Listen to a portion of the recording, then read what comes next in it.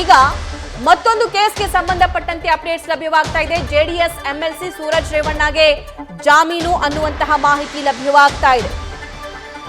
ಅಸಹಜ ಲೈಂಗಿಕ ಕ್ರಿಯೆ ಆರೋಪದ ಮೇಲೆ ಎಸ್ಐಟಿ ಕಸ್ಟಡಿಯಲ್ಲಿದ್ರು. ಅದಾದ ನಂತರ ಪರಪ್ಪನ ಅಗ್ರಹಾರ ಜೈಲು ಸೇರಿದ್ರು ಎಂಎಲ್ಸಿ ಸೂರಜ್ ರೇವಣ್ಣಗೆ ಬೇಲ್ ಮಂಜೂರಾಗಿದೆ. ಜನಪ್ರತಿನಿಧಿಗಳ ನ್ಯಾಯಾಲಯದಿಂದ ಸೂರಜ್ ರೇವಣ್ಣಗೆ ಜಾಮೀನು ಸಿಕ್ಕಿದೆ. ನ್ಯಾಯಾಧೀಶ ಸಂತೋಯ್ ಗಜಾನನ್ ಭಟ್ ಅವರು ಈ ಆದೇಶವನ್ನ ನೀಡಿದ್ದಾರೆ.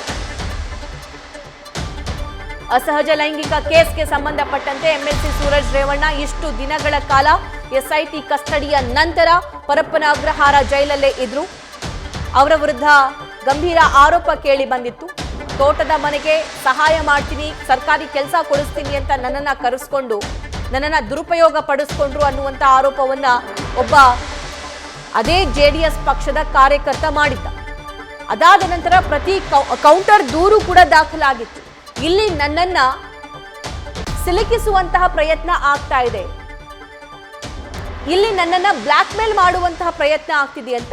ಅದಾದ ನಂತರ ಎಂಎಲ್ಸಿ ಸೂರಜ್ ರೇವಣ್ಣ ಅವರ ಮೆಡಿಕಲ್ ಟೆಸ್ಟ್ ಆಯಿತು, ಆ ಯುವಕನ ಮೆಡಿಕಲ್ ಟೆಸ್ಟ್ ಆಯಿತು, ಅವರ ಫೋನ್ಗಳನ್ನು ಕೂಡ ಅಧಿಕಾರಿಗಳು ಪರಿಶೀಲಿಸಿದ್ರು.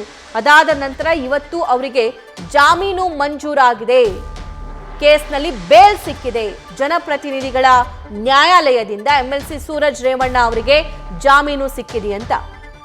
ಸೂರಜ್ ರೇವಣ್ಣ ಅವರ ಸಹೋದರ ಪ್ರಜ್ವಲ್ ರೇವಣ್ಣ ಅವರ ವಿರುದ್ಧನೂ ಕೂಡ ಲೈಂಗಿಕ ದೌರ್ಜನ್ಯದ ಕೇಸ್ ದಾಖಲಾಗಿತ್ತು. ಈಗಲೂ ಕೂಡ ಪ್ರಜ್ವಲ್ ರೇವಣ್ಣ ಜೈಲಲ್ಲೇ ಇದ್ದಾರೆ. ಅವರ ನಂತರ ಜೈಲಿಗೆ ಹೋಗಿದ್ದು ಸೂರಜ್ ರೇವಣ್ಣ ಈಗ ಜೈಲಿನಿಂದ ಅವರಿಗೆ ಬೇಲ್ ಮಂಜೂರಾಗಿದೆ. ನ್ಯಾಯಾಲಯದಿಂದ ಬೇಲ್ ಸಿಕ್ಕಿದೆ. ಅವರು ಹೊರಗಡೆ ಬರ್ತಾರೆ. ಜನಪ್ರತಿನಿಧಿಗಳ ನ್ಯಾಯಾಲಯದಿಂದ ಅವರಿಗೆ ಜಾಮೀನು ಮಂಜೂರಾಗಿದೆ.